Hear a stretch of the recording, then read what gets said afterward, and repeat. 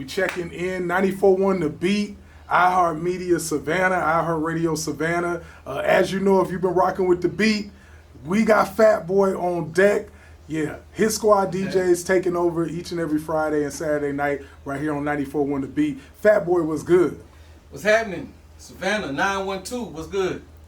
Man, I'm excited about you being here and you just even blessing us for the weekend with some of the mixes. But I don't even want people to even just start off with the DJ and stuff, because we're going to take them back and start to the origins of FATBOI, man, right here in the Pope. What's up?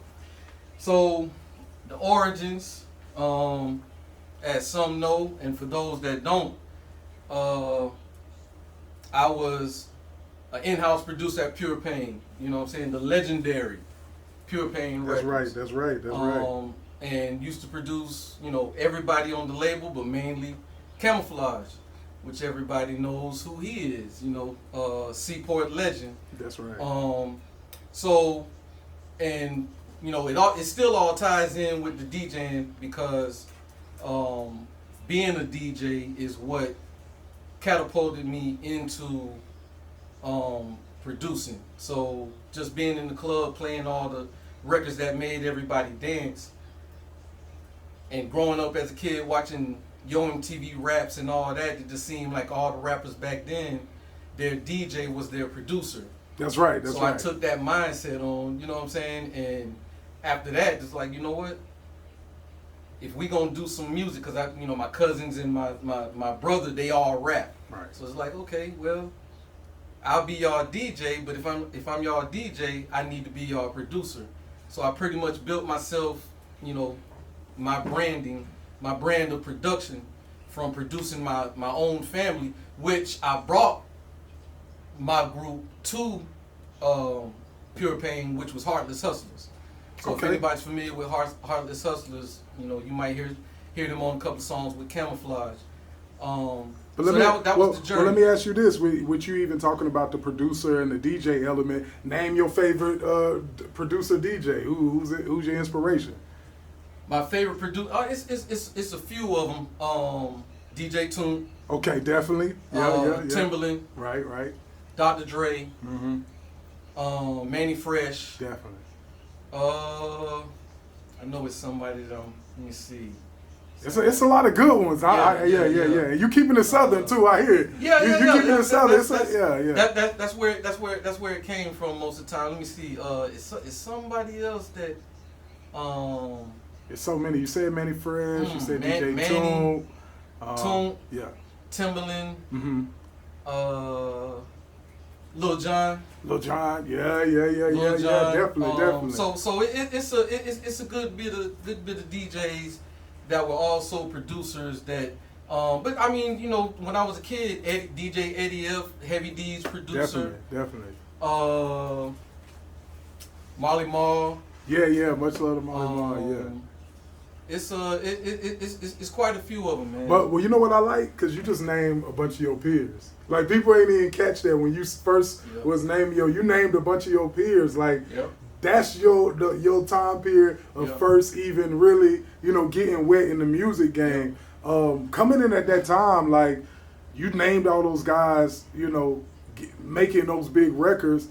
Does it feel odd, like, or is that like a badge of honor to get attention at that time and actually build a buzz at that time? Because the guys you naming are in big cities. Yeah, it definitely was, man, because you go through a period where you making these records and you just want to, first and foremost, you want Savannah to love it. You want 912 to love it. Everybody in your area to love it. But then you want it to be recognized by those same dudes that you might have looked up to. Right. So when you actually meet them and they acknowledge you don't say anything. You just kind of like a fly on the wall. You got all this greatness around you, just kind of sitting in the corner and chilling. And they come up to you and start making conversation with you about this record.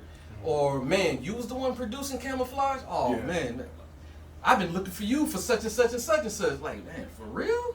Like, you was loving what I was doing like that. So it's surreal, man. And especially meeting all your idols. You know, when I got my first ASCAP award.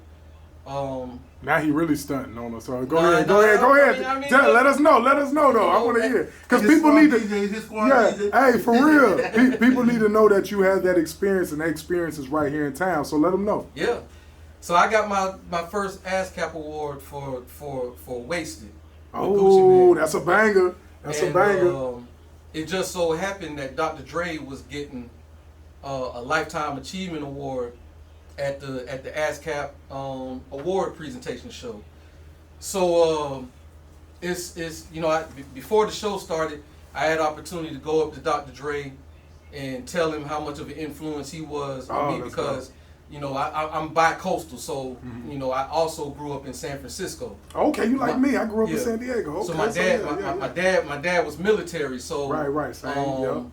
When we were real small, he went to FAMU. So we left Savannah. He went to FAMU, and when he graduated from FAMU, he enlisted in the military, and that took us out to San Francisco. Right. So when I was a small pup, Dr. Dre was one of the first DJs that I really, you know, listened to. Right. So, and this before NWA. So you know, I'm this big, and NWA.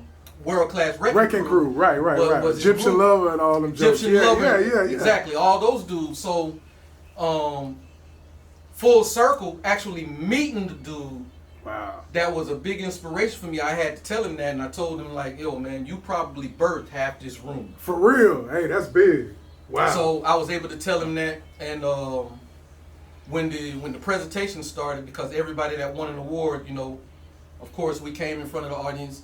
Got the award in front of everybody and sat back down. But Gucci also did a performance of Wasted that night. So I'm sitting with the president of EMI, which is now Sony ATV, Big John, who signed me to my publishing deal, wanted me to sit at the table with him. All his big award winners for that night. We all sat at the table with the big dog. So Dr. Dre's table is right over here, and Jermaine Dupri them sitting right next to me.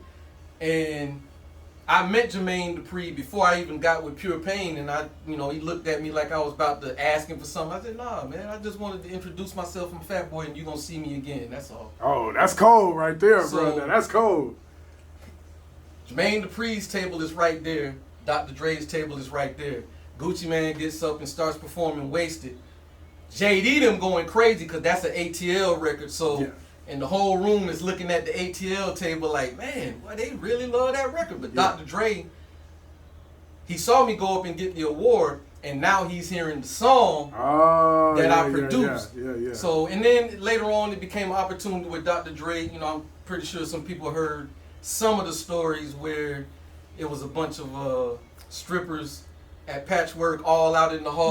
Dr. Dre was there, T.I. and all. You know, so later on, full circle, I got opportunity to work with Dr. Dre when he was supposedly working on the Chronic.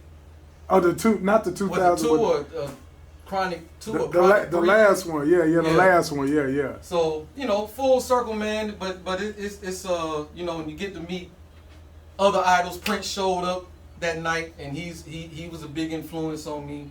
So well, let me ask you this: with you talking about that time period, and not to scoop over Gucci Man Wasted, because listen, we done name dropped a bunch of names: Lotto, LMA, just so many artists that you work with, including the legend Camoflauge. But like Gucci Man Wasted is like a big record for its time. It got Plies on it. You listen to the record, bro, you all over that. I'm listening every time. I used to just like to let the record play, the instrumental, after they finished rapping, because the instrumental's so hard. Like, bro, where was you at in your mind when you made that record? Because the record's so big, like, you can't help but love it. But then you had two of the hottest, rappers on it.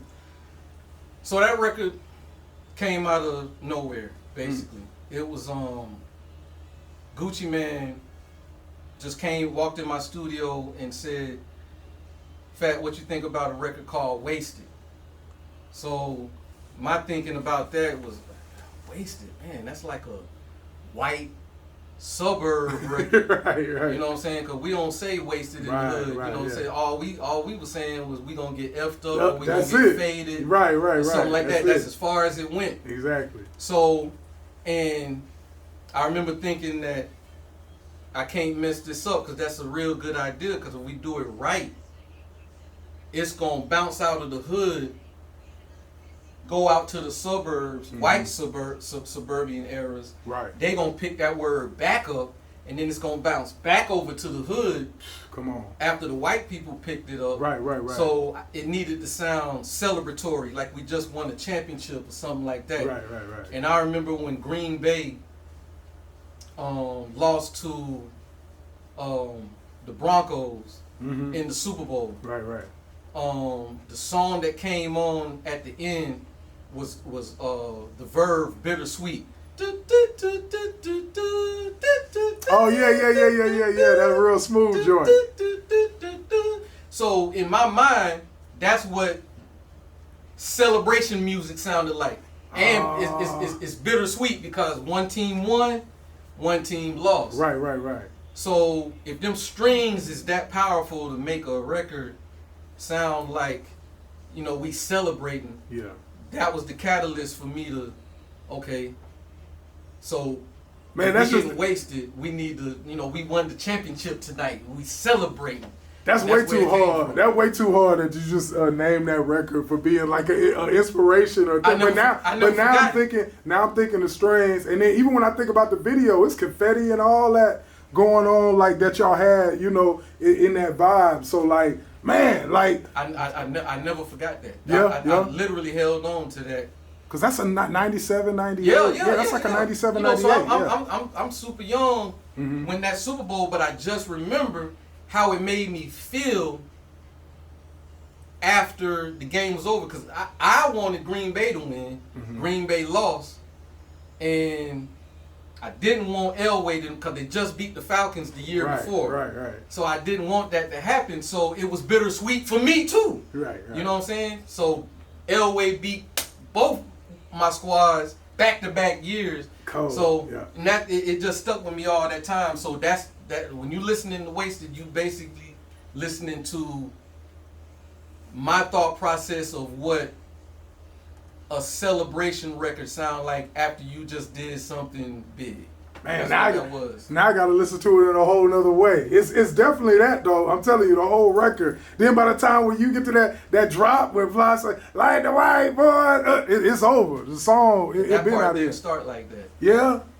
Didn't start like that. It started with walked in the club, pocket full of big faces. That's how it started. But I cut it, put the white boy part first, and then moved the other part to the back. And that's when I knew it was. That's when everybody yelling in the club, bro. I was going out in Florida, bro. I was out in Florida every night. You go to Tampa, I'm going to Tallahassee, I'm in Duval. On that part right there, bro. The whole club. The whole club. Now, I'm gonna let you in on another thing that correlates to DJing. Okay. Us as DJing, when we hear that part right here, all the DJs in the room, when that part comes on, what us DJs gonna do that we know everybody gonna holler? I don't wear tight jeans like the. Right, yeah, so right if you listen to the record, I knew that was gonna happen on that part. So when you listen to the record, I already put the DJ drop in it. Oh man, that's cold. So listen to it. That's cold. That second verse comes on, the beat goes boom. Yeah. I don't wear tight jeans like the boom, but I do get wasted like the boom. That's so tough, the DJ man. part of me, I produce. My superpower is producing records the way a DJ thinks. Man, and see, being on both sides of it, that's why it's so important, like even for the artists and people in town and everybody to know that, 94 on the beat is rocking with FATBOI rocking with Hit Squad DJs right here in town. You can catch them and get a hold to, because a lot of people don't even have that information, knowing that, your network and what you've done goes that far. You know what I'm saying? Even if somebody just hear you DJing on the radio and they checking you out, then it's like, okay, you sound good. But then on the other side, you actually producing the record, so you could be in a moment where you spinning a record that you produce. Yeah. You know what I'm saying? That's a powerful thing. You got like so much to offer. I do want to, because we could go all day, and I'm gonna have you come back. I do want you to talk to the young people in town. Is there anything as far as like words of encouragement? It's not a lot of outlets in our areas, though we feel a lot of times, and sometimes there are things fighting against us and opportunities that we don't have. But is there any word of encouragement, like being somebody who's still in it and still achieving, something that you could tell the community? Man, my words of advice that I give to any aspiring artist or whatever it is that you want to do, number one, perfect your craft. If you're serious at something and you've made your mind up that that's what you want to do, find out everything about that, perfect it. And the way I used to do stuff was I never looked at anybody, going for help. I would always, my mindset was always, if you build it, they will come.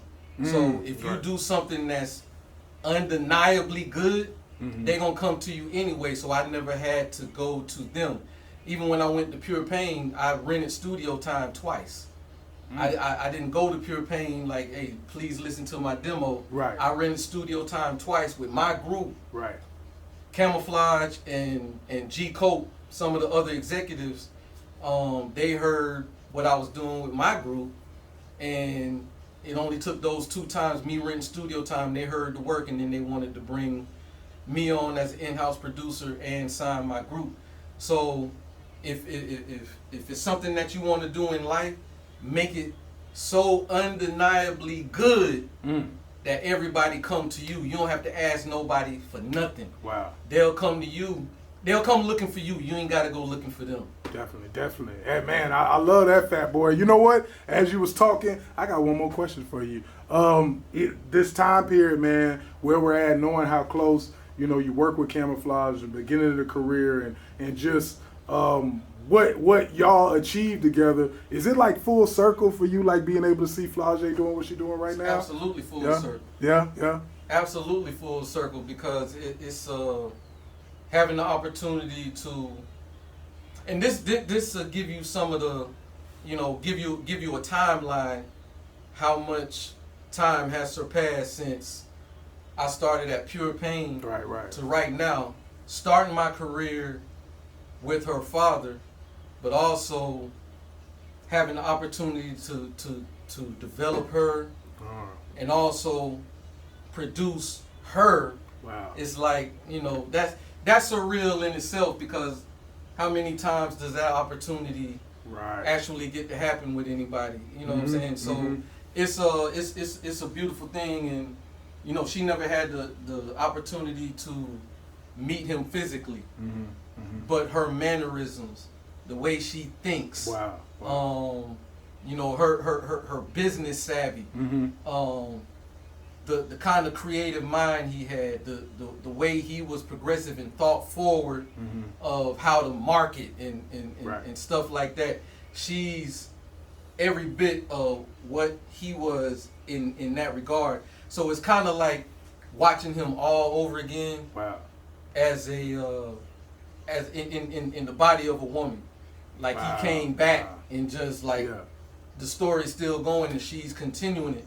The only thing he didn't have was her athletic ability. I think she got that from Kia, because he had 2 left feet. So, okay. So you keeping it real. So hey, that's what's up though. She got that from somewhere else. Hey, that's what's up, man. I love to hear that, and I love. I just love what's going on with the city. As it grows, we need Fat Boy's story to be out there, and people continue to know and keep it up there as this city grows and tourists come through and they trying to make it something else and doing this. But there's a certain scene that's been built here. There's people from this community who have so much talent, and man, I'm just happy you tapping in. Talent out here. Man. Yeah, plethora of talent.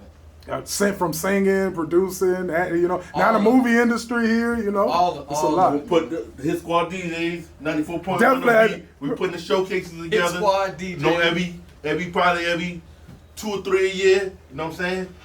This man gonna give away some studio time, maybe a beat. You know what I'm saying? So make sure y'all, you know what I'm saying? Astronaut might do your mixtape. You know what I'm saying? Yes, sir. So you know what I'm saying? We got a whole this dream team right here. You know what I'm saying? Hey, it's on. It's Dream on. team right here, man. It's You a know what I'm saying? thing. It's a thing situation. You already know. 94.1 The Beat. Hey, Fat Boy, I appreciate you. And this just the beginning of many. We gonna keep the DJ profiles going because I know you got some stories. Where can the people get a hold of you? You can find me on most of my socials at Instagram, the FATBOI, THEFATBOI_. Twitter, X, the FATBOI without the underscore. Facebook, LaDamon Douglas. And I think that's in my OnlyFans. No, I'm just kidding.